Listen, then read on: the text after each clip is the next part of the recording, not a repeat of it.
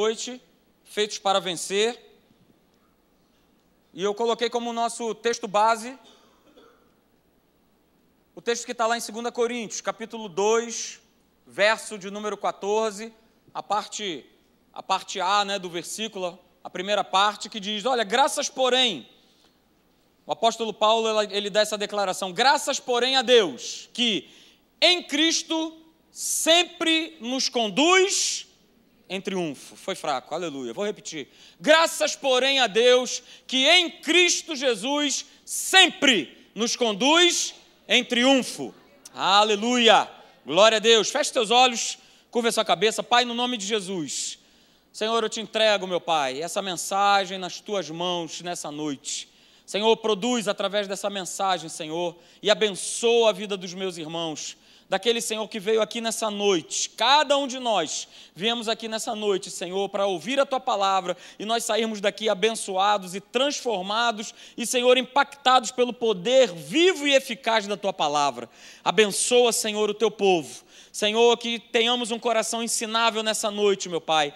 E queremos sair daqui, Senhor, transformados em o nome de Jesus. E se você crê assim, diga amém.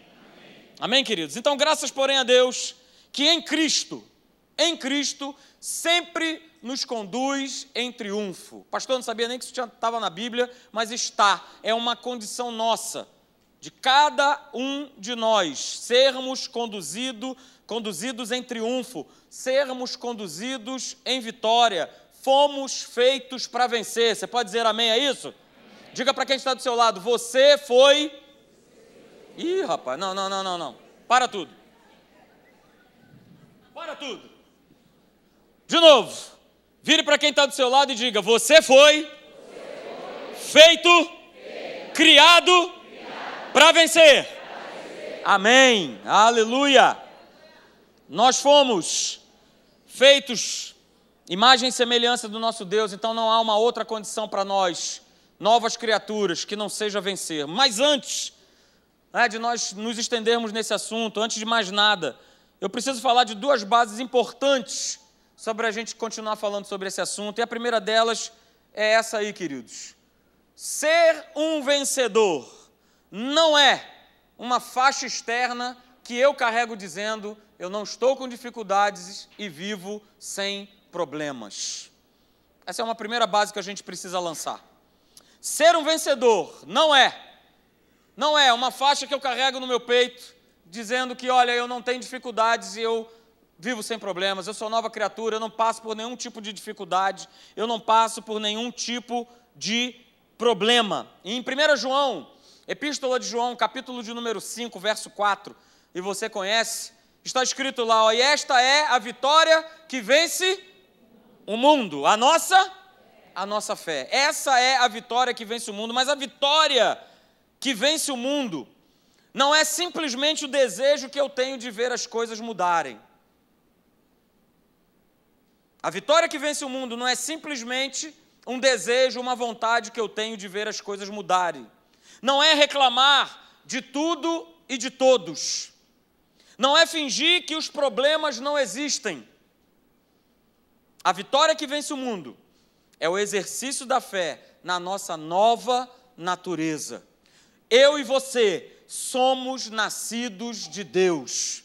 Eu e você somos a igreja do Senhor Jesus sobre a face da terra. Eu e você somos filhos do Deus Todo-Poderoso. Eu e você somos mais que vencedores sobre o mundo. Diga amém. Amém. Então, querido, os problemas, as dificuldades, as lutas da vida não são derrotas. Guarde isso no teu coração. Os problemas, as dificuldades, as lutas que eu enfrento no meu dia a dia não são derrotas, mas na verdade elas são alavancas para a vitória que vem de Deus. Quando nós cremos, e aí existe a nossa escolha, eu vou falar isso mais tarde. Quando nós cremos que verdadeiramente fomos criados para vencer. Eu vou repetir, os problemas, as dificuldades, as lutas, elas não são derrotas. Elas são alavancas para a vitória que vem do nosso Deus. Não foi isso que nós lemos? Graças a Deus, que em Cristo Ele sempre nos conduz em triunfo. Então, há uma escolha.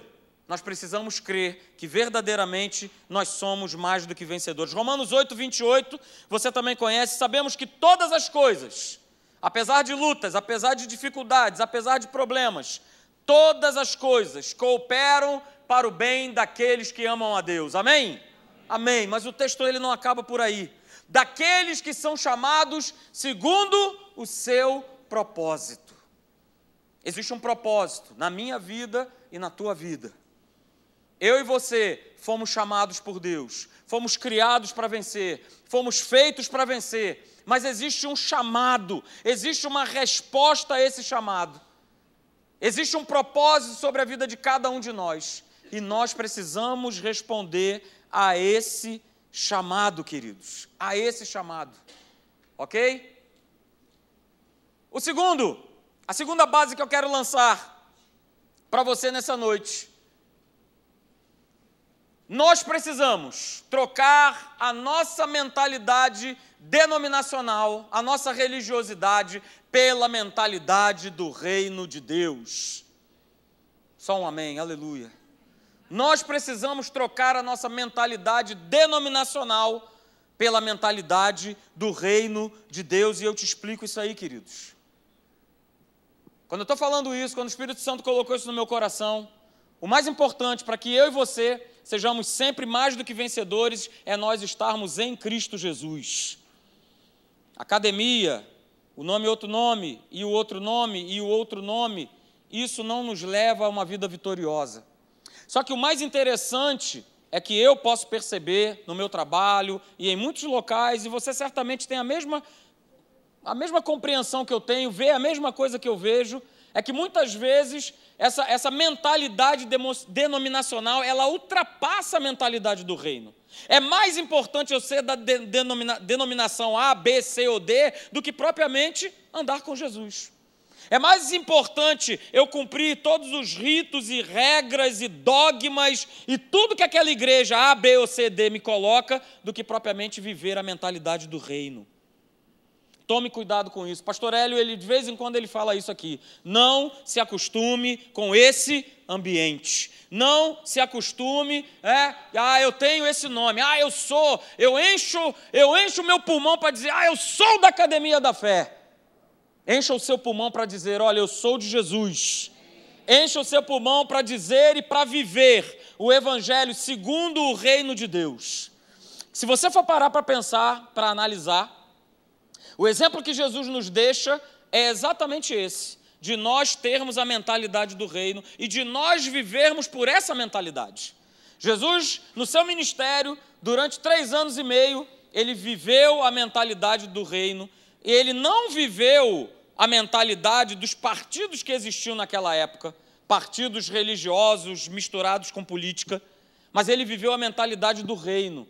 Então, para Jesus era extremamente fácil, e ele gostava muito, e ele ficava muito feliz e alegre quando ele curava alguém, quando ele tinha a oportunidade de libertar alguém, quando ele tinha a oportunidade de fazer o bem às pessoas.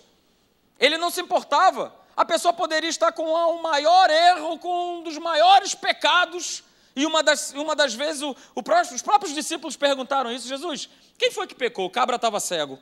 Jesus, quem foi que pegou? Foi o pai? Foi a mãe? Jesus não estava preocupado com isso. Ele estava preocupado em abençoar as pessoas. Ele estava preocupado em fazer o bem às pessoas, porque ele tinha a mentalidade do reino.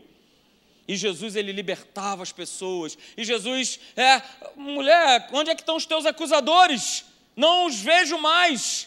E Jesus falava, olha só, nem eu te condeno, vai e não peques mais. Olha só, acabou esse escrito de dívida sobre a tua vida. O importante agora, esquece o que ficou para trás. Viva agora, daqui para frente, um evangelho do reino, um reino de Deus.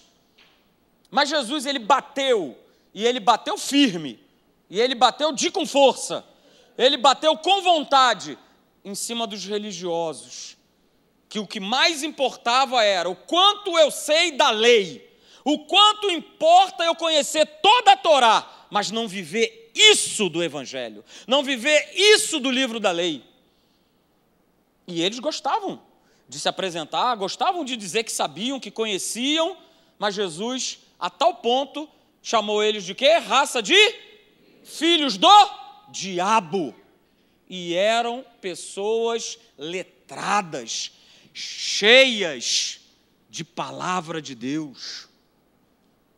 Mas e a prática? E o dia a dia? E o noves fora? Nada. Não adianta eu conhecer 1 milhão de versículos se eu não vivo um deles sequer. Mas se eu conheço o Senhor é o meu pastor e nada me faltará, e eu vivo por essa palavra todos os dias da minha vida, você é um cara vencedor. Jesus, ele declarou, cara, vocês são filhos do diabo.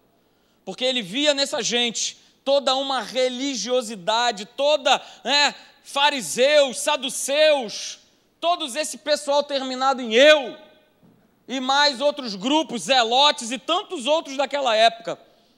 E Jesus, ele conseguia fazer muito bem, e nós precisamos trocar isso de nós. Porque mentalidade denominacional, mentalidade de religiosidade não nos conduzirá à vitória. Quantas pessoas vêm muitas vezes à igreja apenas domingo de manhã porque sabe que hoje é dia de ceia, e vem para cá, e vem por tantos motivos e tantas situações. Nós precisamos mudar a nossa mentalidade pela mentalidade do reino. E a gente vai falar sobre isso mais um pouquinho para frente. Mas, pastor, nós estamos rodeados cada vez mais de notícias ruins, de situações ruins. É verdade, não é mentira. Eu sei disso. Está muito claro e muito evidente que a malignidade ela está se multiplicando no mundo. A minha mãe e o meu pai, eles não tinham a metade das preocupações que um pai e uma mãe têm hoje em dia. Não é verdade? Tenho certeza que eles não tinham metade das preocupações que hoje você e eu, nós temos em relação aos nossos filhos. Eu com 10 anos ou com 12 anos, eu pelo menos não lembro de ter ouvido falar a respeito da palavra pedofilia. Se eu ouvi, quando tinha 10 ou 12 anos, eu não sabia o que significava. Mas eu te garanto que o teu filho com 10, 12 anos, ele já ouviu essa palavra e ele sabe o que é. Ele sabe exatamente o que é. Qualquer criança nessa idade sabe o que significa. E cada vez mais a gente vê a malignidade, ela se espalhando. Eu fiquei sabendo nesta semana de um militar que estava numa outra cidade do Brasil, que estava já na reserva, e o camarada, juntamente com a sua esposa, moravam numa cidade afastada da capital, e a irmã dessa mulher, ela ia trabalhar e deixava sua filha de 10 anos com esse casal. Ou seja, marido e esposa com a sobrinha. E a irmã saía para trabalhar na capital e depois voltava. E como ele era militar, a cada vez que ela saía para trabalhar, ele virava-se para sua esposa, como militar, virava para ela e falava assim, permissão para estuprá-la. E a mulher dele falava assim, permissão concedida. E todo dia acontecia isso. Uma menina de 10 anos de idade. A gente se assusta, né? Mas a malignidade, ela não para de crescer. Ela não para de estar presente. Eu sou de uma época, queridos, e eu acho que alguns de nós aqui não posso nem citar o pastor Teixeira, que já é de uma época mais... Antecede às eras, não, Rafa, que isso? Antecede às eras? Não. Antecede o meu tempo de garoto. Mas eu sou de uma época, deixa o pastor Teixeira, mas eu sou de uma época, que a gente podia brincar na rua, eu mesmo me lembro brincando na rua, jogando futebol na rua, a ladeira lá da Imperatriz Leopoldinense, não sei se você conhece, ali do lado a gente conseguia jogar bola naquela ladeira. E quando chutava a bola ia parar quase lá no outro bairro e a gente saía correndo para pegar. A gente brincava de pipa, a gente rodava peão, brincava de pique-bandeira, quem se lembra de pique-bandeira? Brincava de carniça, ok? Sofreu muito, o pastor Rafael está dizendo aqui. brincava de bola de gude, brincava de pipa, mas hoje em dia a gente não deixa os nossos filhos brincarem na rua, por conta do aumento dessa malignidade. Mas, queridos, olha só, eu digo para você o seguinte, abra lá comigo em Mateus, capítulo 16, verso 18. Mateus, capítulo 16, verso 18.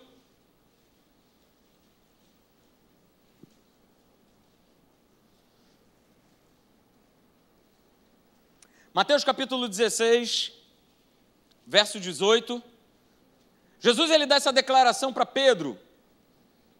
Ele faz um jogo de palavras aqui muito interessante, mas ele dá uma declaração tremenda. Mateus capítulo 16, verso 18, Jesus declara o seguinte: também eu te digo que tu és Pedro, tu és Petrus, e sobre esta pedra, e sobre esta Petra, eu edificarei a minha igreja. A minha igreja, mas não para por aí. Jesus continua declarando o seguinte: olha, as portas do inferno, essa malignidade não prevalecerá contra ela.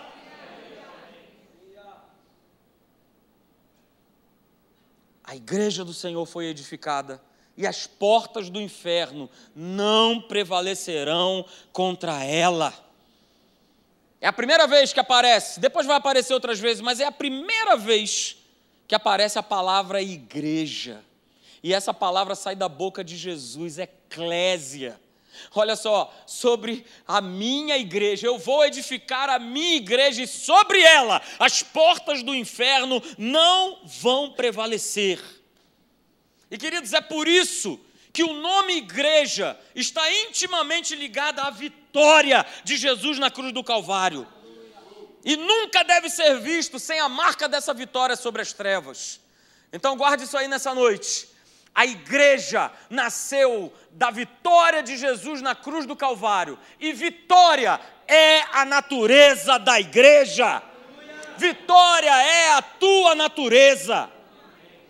Porque a igreja, eu e você, nós nascemos da vitória de Jesus na cruz do Calvário. Quando Paulo declara lá em Romanos, capítulo 8, verso 37, de que nós somos mais do que vencedores em todas estas coisas, por meio daquele que nos amou, ele declara o seguinte: nada mais do que ser a igreja é ser um vencedor. Aleluia! Ser a igreja é ser vencedor. Então, por isso eu posso dizer, eu sou um vencedor, porque eu sou a igreja do Senhor. Você percebeu que eu sublinhei aí o sou? Eu sou um vencedor porque eu sou a igreja do Senhor. Eu não sou um vencedor porque eu estou na igreja do Senhor. Porque estar aqui, sentado aqui, ouvindo mensagem é muito pouco. Eu sou o vencedor, você é vencedor, porque você é a igreja do Senhor Jesus. Nós fazemos parte de um organismo, é importante nos congregarmos, é importante nos reunirmos, para nós termos um mínimo de ordem e decência dentro de um culto, mas isso não tem que ser o meu pendão, isso não tem que ser aonde eu me agarro. Eu preciso me agarrar em Cristo Jesus. Em Cristo Jesus, queridos. E então, queridos, ser um vencedor, eu digo para você nessa noite, ser um vencedor com certeza é uma, não está no slide, mas é uma condição de escolha. Ser um vencedor, com certeza, é uma condição de escolha. E entenda, há escolhas que nós fazemos que não afetam a nossa vida de uma maneira determinante, não é isso? A gente pode escolher como você escolheu, né? Viemos para cá, escolhemos a roupa que nós viemos e não vai escolher. Por exemplo, pastor Léo, ele vive fazendo umas combinações tanto quanto estranhas. É camisa rosa com calça bege, camisa azul com calça rosa. Mas isso, parei de pegar um pouco no teu pé, viu? Mas isso, isso não vai determinar e não vai dizer absolutamente nada na vida dele. Ok? Isso não vai, o mínimo que vai trazer para o pastor Léo, mas você não vai fazer isso, claro, só eu que tenho esse direito, sou amigo dele, que é zoá-lo, só isso. Brincar com ele, mexer com ele, essa coisa toda, mas não vai determinar uma condição de vida para ele. Queridos, na prática, a gente vê que muitos abrem mão de serem vencedores como igreja do Senhor, porque escolhem, veja bem, eu vou repetir, na prática, nós vemos que muitos abrem mão de serem vencedores como igreja do Senhor, porque escolhem ser dirigidos ou governados pela realidade exterior. Eu vou repetir, muitos abrem mão de serem vencedores da igreja do Senhor Jesus, porque escolhem ser dirigidos ou governados pela realidade exterior, por aquilo que veem, por aquilo que sentem. E aí vem todo tipo de sentimento, de incapacidade, sentimentos de fracasso, de medo, de indignidade, de acusação, quando na verdade, eu e você, nós deveríamos escolher todos os dias sermos dirigidos pela nossa crença. Pastor, crença em quê? Eu vou falar para você. Crença. E o Espírito Santo tem falado isso alto no meu coração. Crença na obra de Jesus na cruz do Calvário, que nos trouxe redenção e que nos trouxe uma herança que nós não podemos abrir mão. Melhor, nós temos que tomar posse todos os dias dessa herança que foi conquistada por Ele na cruz do Calvário. Então, queridos, nós precisamos tomar posse dessa herança. Saúde é a nossa herança e não a enfermidade. Saúde é a nossa herança e não a enfermidade. Mas pastor, na minha família, o meu bisavô, o meu avô, o meu pai, o meu irmão, o meu tio, todos eles morreram de AVC, de ataque cardíaco, mas você não é sua herança. Mas pastor, geneticamente está comprovado por A mais B, mas eu te comprovo por A mais B, através da palavra de Deus, que a tua herança é uma vida com saúde, porque saúde te pertence. Um povo que saiu da terra do Egito, aproximadamente quase 2 milhões de pessoas, a palavra de Deus diz que nenhuma daquelas pessoas pegou sequer um resfriado, andando por aquele deserto. E eu conheço o deserto, eu estive lá, e eu sei que de dia faz um calor desgraçado, e de noite faz um frio danado. E se você não se cuidar, de dia você vai pegar uma insolação, e de noite você vai pegar todo tipo de resfriado, de sinusite, todos os ites. Mas o povo de Deus, ele passou 40 anos vagando no deserto, sem uma daquelas pessoas ficarem doentes. Saúde é a tua herança. A tua herança não é uma herança de enfermidade. A tua herança não é uma herança genética. Porque no dia que você levantou a tua mão para Jesus, todas as maldições na tua vida foram quebradas. No nome de Jesus. Todas elas. Prosperidade é nossa herança, é nosso direito. E não a pobreza. E não a miséria. E não estou falando só de grana. Prosperidade, como eu falei aqui na hora da oferta, é amplo. É prosperidade de alma, é prosperidade de vida, é prosperidade de alegria, prosperidade de paz. Nós sermos cristãos, feitos para vencer, que mostra o caráter do nosso Deus, a beleza, a formosura da santidade do nosso Deus. Pessoas alegres, pessoas que animam as outras, pessoas que são pessoas para cima. Prosperidade é a nossa herança. É a nossa herança. Liberdade é a nossa herança. Você é livre em Cristo Jesus. Nós somos livres. Nós não somos mais escravos e capachos do diabo. Por isso lá em Gálatas capítulo 5 declara, olha, foi para a liberdade que Cristo vos libertou, e não vos submetais novamente a jugo de escravidão, porque nós fomos libertos. Fomos libertos. Queridos, fé é a nossa herança, crença é a nossa herança, e não medo. E não medo. Viver uma vida pela fé é a nossa herança. Porque se nós fôssemos viver pelo natural, essa igreja agora, nesse momento, estaria vazia. Porque é tiro comendo para tudo que é lado, são as situações de malignidade cada vez maiores, como nós falamos aqui anteriormente. E o certo pelo natural seríamos nós ficarmos em casa quietinhos, caladinhos, mas essa não é a nossa herança. Se eu não creio que caiam 1.000 ao meu lado e 10.000 à minha direita, e eu não vou ser atingido, porque Ele é o meu pastor, porque Ele é o meu Senhor, porque eu descanso à sombra do Onipotente, eu não saio mais de casa. E eu preciso crer nessa verdade, que o Senhor, Ele cuida de mim, que Ele zela pela minha vida, que Ele cuida da minha mulher, que Ele cuida dos meus filhos. Se eu não tiver essa crença, eu boto todo mundo para ficar em casa.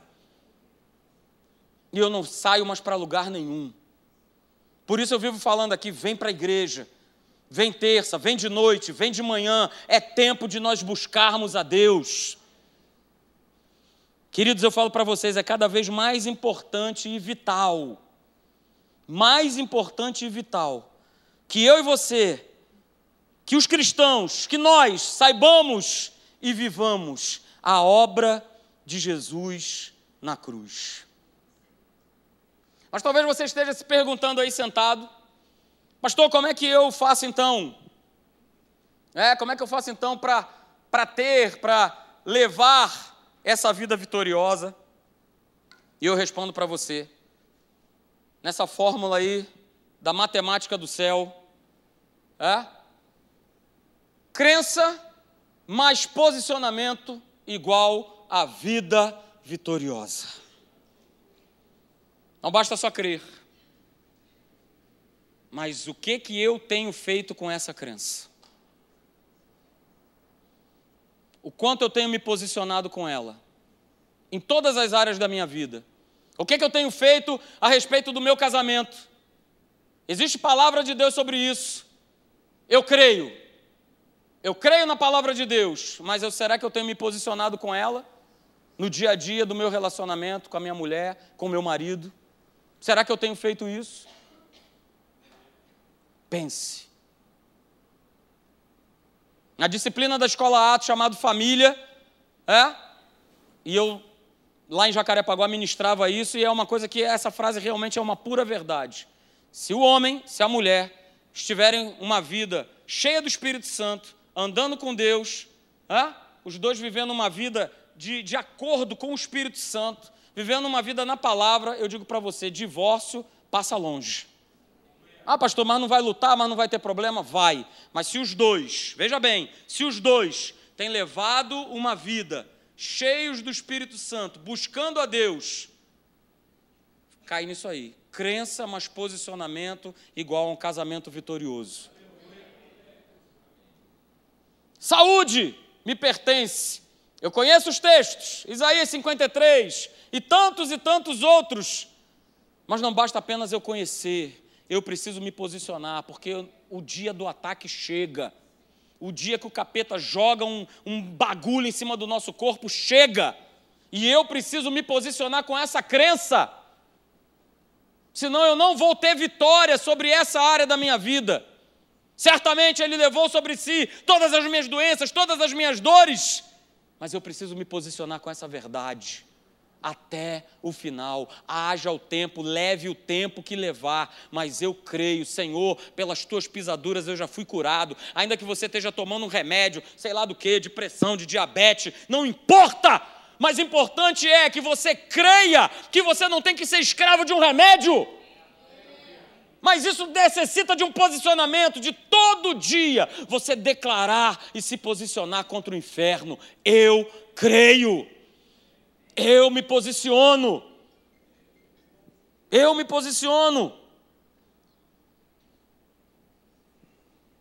no meu trabalho, coisas que eu desejo conquistar. Nós temos sonhos, cada um de nós, mas eles só irão acontecer. Nós só seremos vitoriosos nessas áreas, em conquistar coisas, em abençoar pessoas, se eu pego a palavra de Deus e me posiciono com ela todos os dias. Todo dia. É no meu trabalho, é um cabra que é levantado pelo inferno para tirar o meu juízo. E a palavra diz o quê? Que eu tenho que mandar uma raquetada na cara dele, é isso? Não. Mas dá vontade? Dá. Mas não é isso que a palavra de Deus fala? Não. Então, eu já sei o que está escrito, que eu tenho que orar, que eu tenho que amar, que eu tenho que perdoar, e eu preciso me posicionar com essa palavra, para que no final das contas eu saia vencedor nessa história, porque Deus vai te honrar. Deus vai te honrar. Se você está estudando, tem muitos jovens aqui nessa noite, se você está estudando para uma prova, para um concurso, sei lá o quê, você sabe, Isaías capítulo 1, verso 19, que se você quiser, se você ouvir a voz de Deus, você vai comer, experimentar, viver o melhor dessa terra. Se você quiser.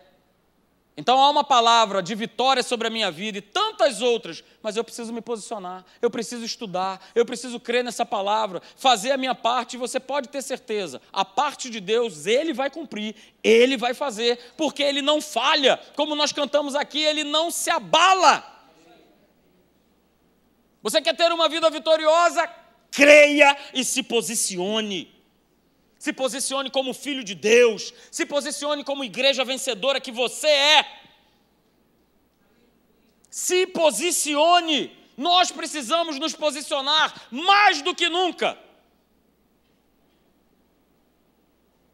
Parafraseando, né? Já chegou a hora que os verdadeiros adoradores, pois é, já chegou a hora de nós nos posicionarmos em Cristo Jesus.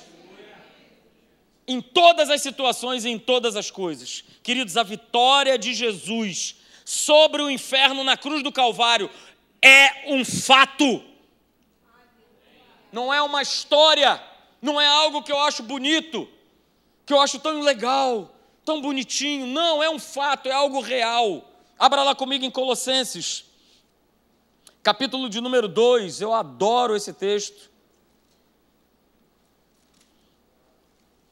Colossenses capítulo 2,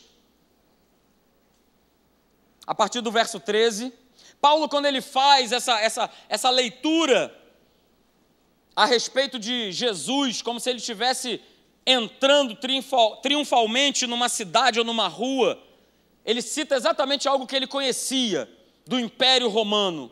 Quando eles chegavam de uma vitória, eles traziam todos os despojos, eles traziam todas as situações daquela nação que foi aniquilada por Roma. E eles traziam aquilo para humilhar os seus adversários. E Paulo ele faz essa analogia, colocando Jesus nessa condição, porque foi exatamente o que Jesus fez. Colossenses capítulo 2, verso 13, diz lá: e vós outros, é isso mesmo? 2, 13 ou 13, 14? Agora eu me enrolei. 2, 13, isso mesmo. E a vós outros que estavais mortos pelas vossas transgressões e pela incircuncisão da vossa carne, vos deu vida juntamente com ele, perdoando todos os nossos delitos, tendo cancelado o escrito de dívida que era contra nós e que constava de ordenanças, o qual nos era prejudicial, removeu inteiramente, encravando-o na cruz. Agora o verso 15, e despojando os principados e as potestades, publicamente os expôs ao desprezo, triunfando deles na cruz. Aleluia! Aleluia! Publicamente, ele expôs principados, potestades, demônios ao desprezo, porque Jesus, ele venceu. Ele venceu. Queridos, nós não vencemos os problemas com os sentimentos que eles provocam. Nós vencemos os nossos problemas, nós vencemos as nossas dificuldades através da crença sobre o fato de que Jesus nos fez vencedores sobre os problemas, sobre as dificuldades. Então, querido, guarde isso. Satanás não tem mais legalidade sobre a nossa vida. Diga aleluia! Ele não tem mais. Ele não tem mais legalidade sobre a tua vida, sobre a minha vida, sobre a igreja do Senhor Jesus. Queridos, nós estamos vivendo um tempo do fim. Isso está muito claro, só não percebe e só não vê quem não quer. E é muito interessante poder fazer uma analogia, uma comparação com o que o povo de Israel viveu antes de ser liberto do Egito. antes dele sair, rumo à terra prometida. É muito interessante nós podermos ver que aquele povo, cada uma das situações, cada uma das pragas que chegou até aquela terra, aonde eles também estavam inseridos, atingiu todo mundo que estava ao redor, mas eles não foram atingidos. Eles não sofreram dano nenhum.